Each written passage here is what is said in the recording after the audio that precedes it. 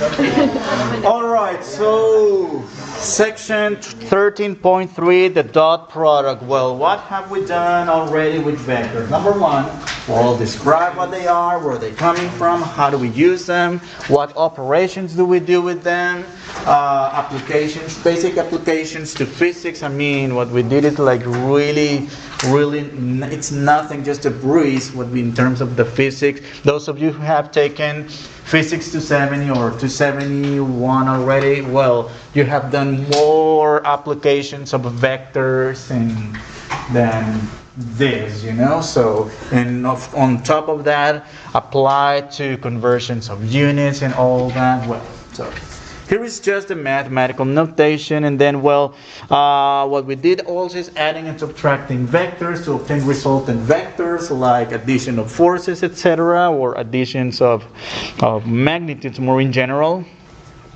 But then there is another operation in the same way that we do with numbers, multiplication.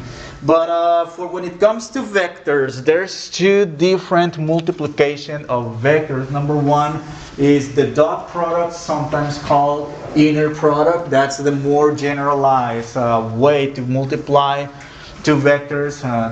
In the dot product way, when we multiply vectors with n dimensions, linear algebra people, you'll see what I'm talking about when you get to that. And then we'll also call it scalar product, and that's because the result of multiplying two vectors the dot product way will be a number, a scalar. In the next section, for the cross product of two vectors, that's going to give us a result, another vector that from the geometry point of view it will have a huge significance, but we'll get to that later. And well, what is the dot product used for? Well, it's a very powerful tool to find the angle between two vectors. And that's amongst other applications in forces and all that. And so there's a couple ways to find the product of two vectors, the dot product. Number one, when we know the magnitudes of the vectors and the angle between them. So what we do is multiply the magnitudes of those vectors by the angle in between them. Alright, that's one way.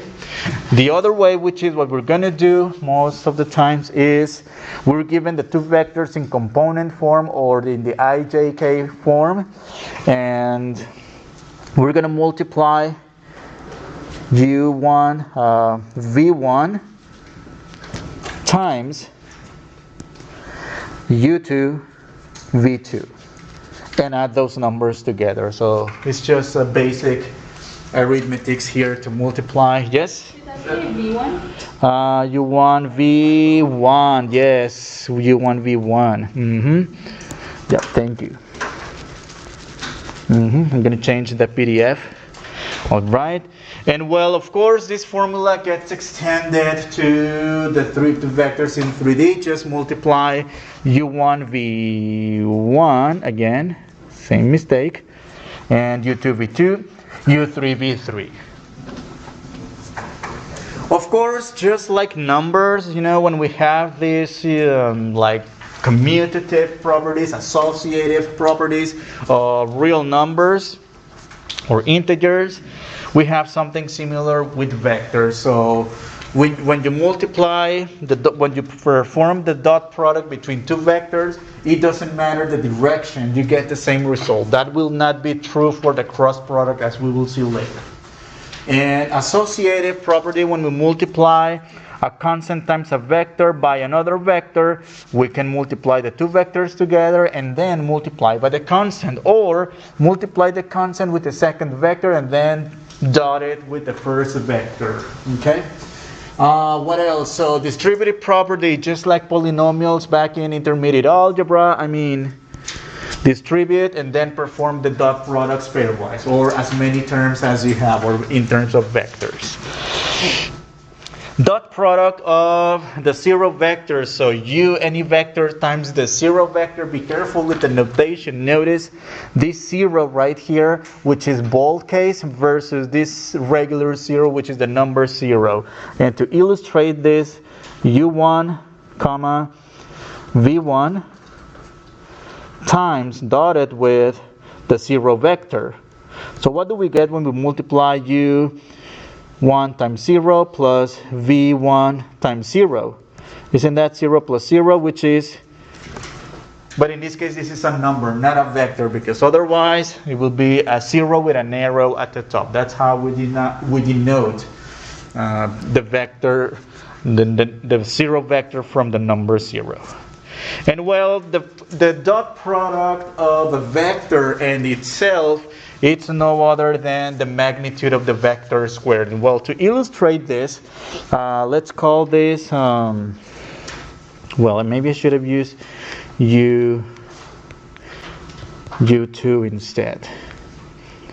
But it's the same, it's still going to be 0 because I want v's here. So v1 comma v2 times itself, v1 v2, multiply v1 times v1, that's v1 quantity squared, plus v2 equal v2 quantity squared.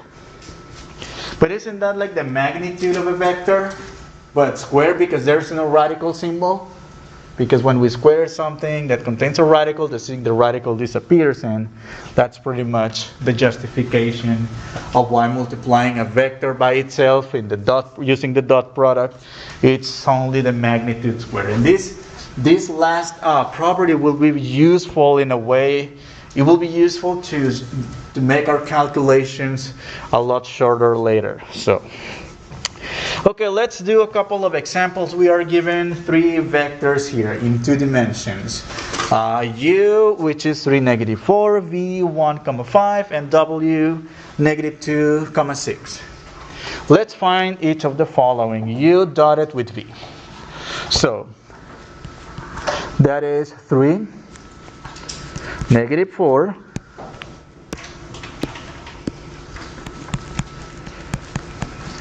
and dotted with 1, 5.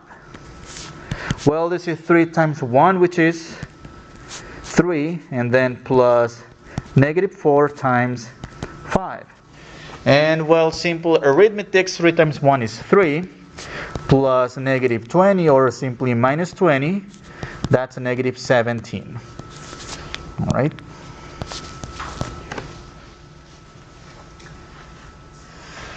One thing I always wondered, and I didn't write it on, I didn't type it on the notes. What's the physical, the physical interpretation of the dot product? Because of course the cross product will have another physical interpretation. Well, so the physical interpretation of a vector, so we can suppose these vectors are forces in the direction 3, negative 4. When we multiply via the dot product by another vector, this number right here tells us how much powerful will the first force become when dotting it with the second force. So in this case, what happens? This vector V will turn the force by 17 times, but also in the opposite direction. So that's what the dot product is. Ultimately, if we were discussing this in terms of the physics, in terms of velocity, would be negative 17 times faster. That is 17 times faster, but in the opposite direction. If these vectors were velocities instead. V dotted with itself, that is 1, 5, 1, 5. That is 1 times 1. Plus 5 times 5, which is 1 squared plus 5 squared. Should I write it that way instead? Either way is fine. That's 1 plus 25 equals to 26. So that means that this velocity or this force is 26 times stronger when dotted with itself. All right? Let's apply other properties of vectors u plus v, and then whatever we get from there, dotted with w. So, okay, let's set it up first. So let's work with the part inside of the parentheses and write down our vectors u and v. That is 3, negative 4,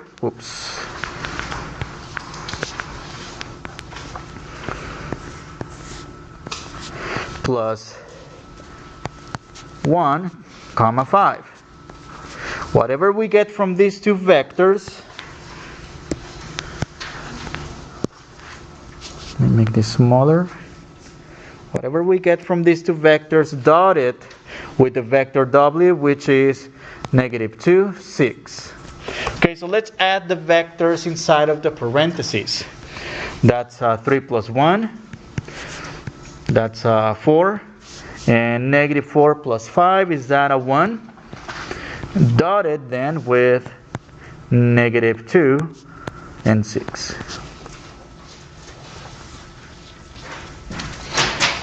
And then let's just do the dot product of these two vectors. So that's 4 times -2, which is negative, oh, no more vectors, so -8. 1 times 6, is that a 6, which is -2.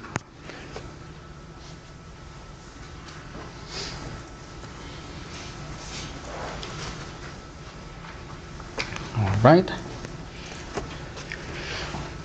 What about letter D? Well, letter D, they're asking us to instead do a dot product inside of the parentheses and then another, well, I didn't denote the dot, but there should be a dot in this case, all right?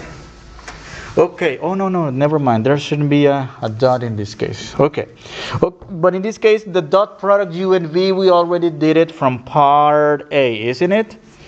Okay, so let me indicate that with an arrow here. Okay, so this result, is this quantity here.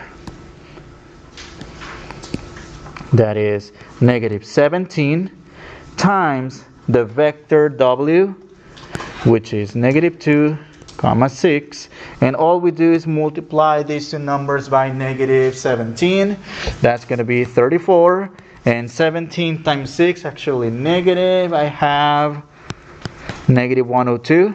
Would you like to verify that with on your calculators?